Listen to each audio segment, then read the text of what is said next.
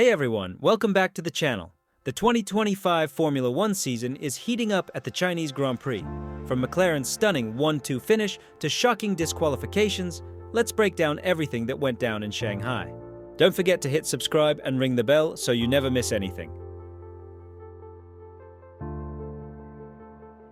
Let's start with the stars of the weekend. McLaren. After a rocky start in Australia, Oscar Piastri bounced back in style. He grabbed pole position and led the race, with no mistakes from start to finish this time.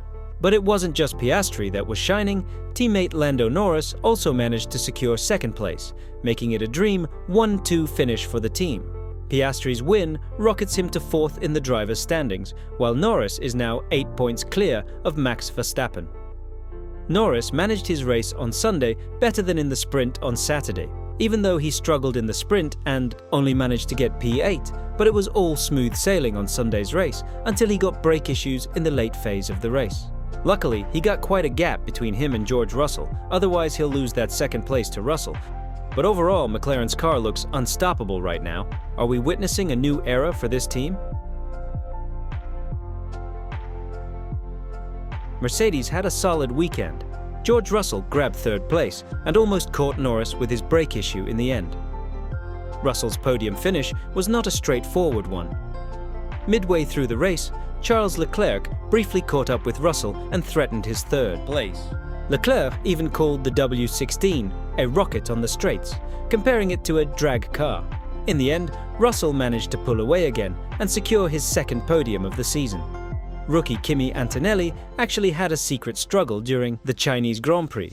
Antonelli managed to finish sixth, but the team hid a critical detail that his car had floor damage. Why? Possibly to avoid giving Kimi pressure during the race and to keep him focused. Smart move or risky gamble? Let us know in the comments.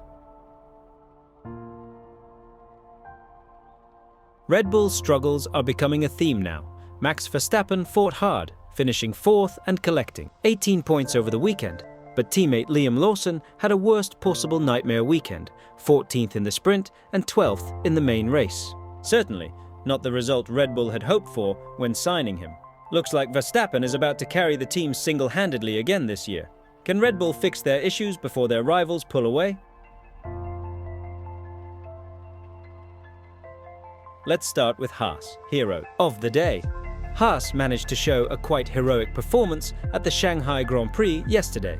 Both cars started outside the top 10, yet were able to finish with double points, with Esteban Ocon finishing 5th and Ollie Bearman 8th. Haas' strategy yesterday was worthy of praise, with Ocon immediately reacting to pit as soon as Pierre Gasly behind entered the pits. As a result, he was able to avoid Gasly's undercut and instead undercut Isaac Hadjar, and was able to overtake Kimi Antonelli to secure 7th position at the finish, which later became 5th position due to double disqualifications from Ferrari. Not only that, Ollie Bearman also had a fairly impressive race. With an overcut strategy, he ran on hard tyres for 26 laps and then pitted for medium tyres on his second stint.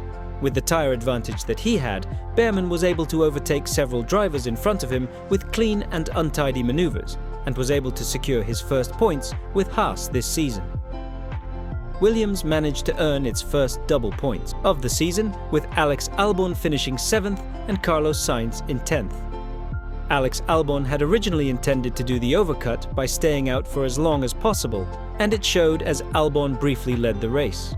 However, it was cancelled as Williams realized the extent of the degradation on the medium tyre, so Albon came in early and pitted for the hard tyre, which is easier to control and also has less degradation than the medium tyre.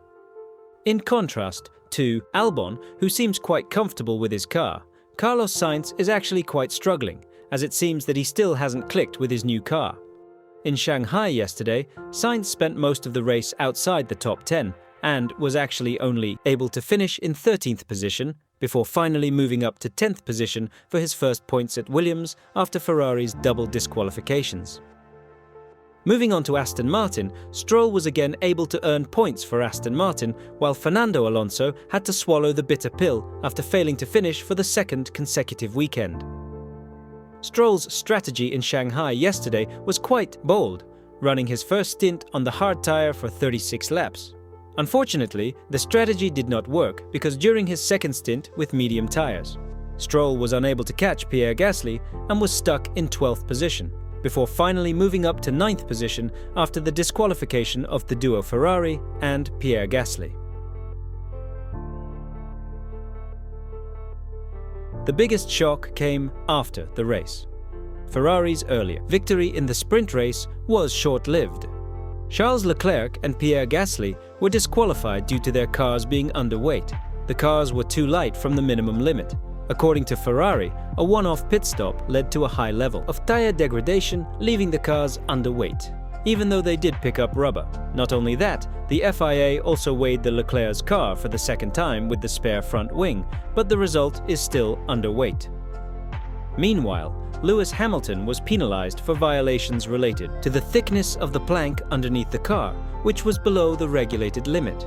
The regulated plank should not be eroded more than 1 millimeter, and if eroded more than that, the driver is automatically affected because it provides a floor setting that is too low for the benefit of performance. Hamilton's planks are only 8.6 millimeters thick on the right and left sides and 8.5 millimeters in the center, which automatically disqualified him from the Shanghai Grand Prix yesterday. A harsh reminder that every millimeter matters in F1. Even before the disqualification, Ferrari already had a quite disappointing race, only managing to finish in 5th and 6th place in a car with mediocre performance. And it becomes more disappointing with the disqualification. Pray for all the Ferrari fans' mental health. So, where does this leave the championship? Norris leads Verstappen by 8 points, McLaren tops the constructors, Mercedes is chilling in second, and even Williams are 4th in the constructors' standings. But with Ferrari in crisis and Red Bull Racing becoming Verstappen Racing now, the next race in Suzuka might reshuffle everything. Thanks for watching, drop a comment, and don't forget to like, subscribe, and hit the bell for more F1 content. See you in Suzuka.